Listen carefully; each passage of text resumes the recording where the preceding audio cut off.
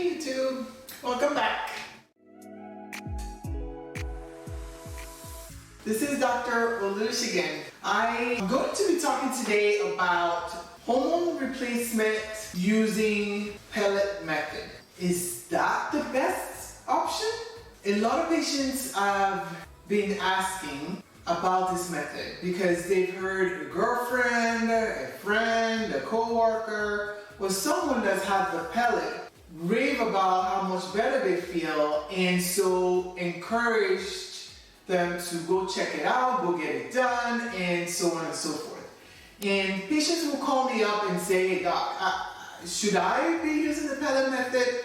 And if so, what is it? If you're new to this channel, don't forget to subscribe, hit that notification bell, and also make sure you click the link to my VIP school group.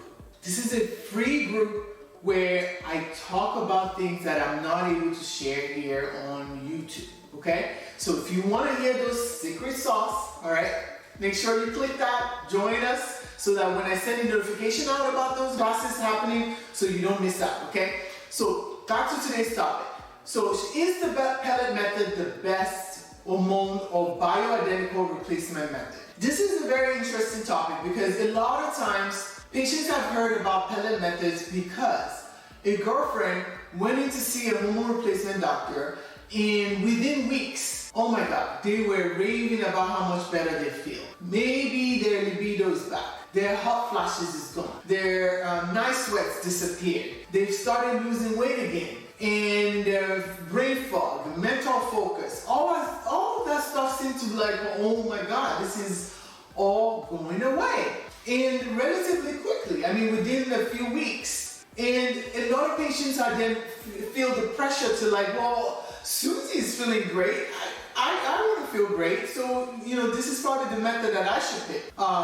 It's right for some people, and there are patients that for whatever reason, maybe it's fear of needle, maybe it's a fear of scarring also, might not want to have a pellet method done.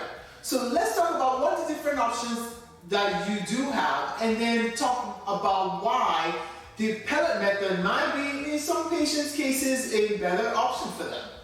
So the first thing is, once you had your blood work done, and the doctor or nurse practitioner has determined that your hormone levels need replacing, most clinics should offer you a variety of options because you should be able to be educated on a cream method, what are the risks and benefits of that, a sublingual method, putting the hormone under the tongue, what are the risks and benefits of that, an oral method, which is taking a pill, what are the risks and benefits of that, and a pellet method, what are the risks and benefits of that. I mean, we also have injections for men, we also have nasal sprays. I mean, so there's a lot of options that hormones can be replaced by, okay? So we don't like to just narrow in and say, oh, pellet is the only option, it's the best option, and if you're not doing a pellet, well, you're not replacing your hormone right. That is not correct. I do have a big majority of patients doing really well on the pellet method. But I also have a lot of patients on sublingual hormone replacement that are also doing really well. What I've seen is this: whatever method that you do pick, you have to be patient.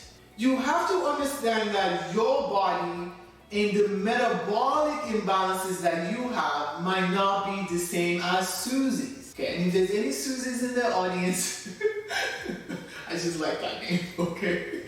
So, now, you don't have to, compare yourself to the next person, right? The same way we're unique in every way, cellularly, hormonally, genetically, right? Physiologically, the same way we have to consider that different therapies are going to affect us differently. What do I like about the pellet method? Well, For a lot of patients, it's the method that most mimics how your own ovaries would have reacted physiologically. Okay, what I mean by that is this. When we're under stress, for example, the ovaries would react a certain way. It's probably going to release an additional set of hormones to help us deal with that stress, right? If we're exercising a lot, right, our body might need an extra release of testosterone to kind of help it through recovery from that exercise and helping to build muscle and helping to stimulate different things, right? Bone growth and all that. So your ovaries would have responded in such a way that the amount of hormone it releases in different situations are different. So when we take hormones by the pellet method, one of the things that we see is that it tries to mimic that physiologic release, because this is what happens with the pellet. We take the hormone, once we figure out what the appropriate dose for you is, we take that hormone and we place it under your skin. Usually in the hip area. If you see me doing that, that's why. Okay? So we place it under your skin, and after we place it, in a few days, your body forms what we call little small blood vessels called capillaries around that pellet.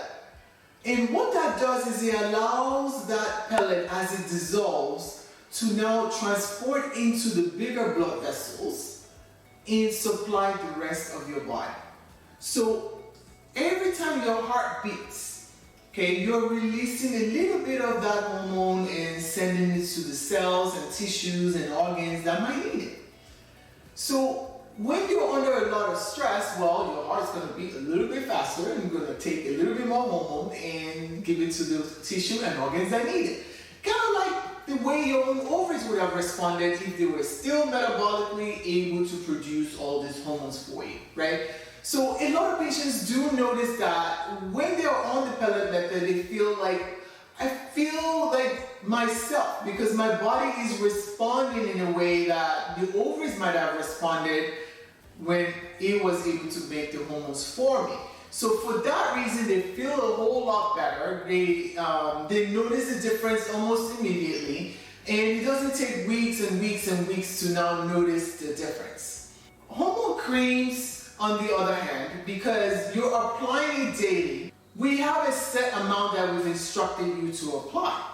And we don't usually tell you to adjust it for stressful times or sedentary times. We just say apply this amount every day. Every now and then we tell some patients to, skip Sunday or skip a weekend, just to kind of, so we don't cause what we call dermal fatigue, where the skin just gets tired of absorbing the cream, right? So sometimes we see that this method can take a little bit more time before patients start noticing that it is helping them.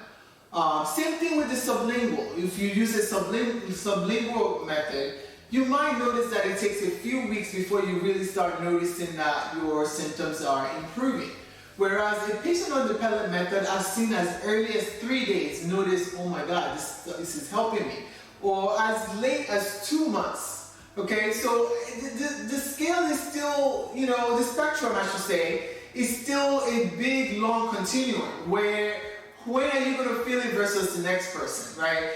And there's all kinds of metabolic things going on as well. We've talked about in other videos where, if your liver is in a bad state, it's got a lot of fat in it, visceral fat in it, it's not going to process those hormones as quickly as the person that's been eating well, exercising, doesn't drink alcohol, hydrates really well, takes their vitamins, right? So all those things are going to matter in how quickly you feel the hormone working for you.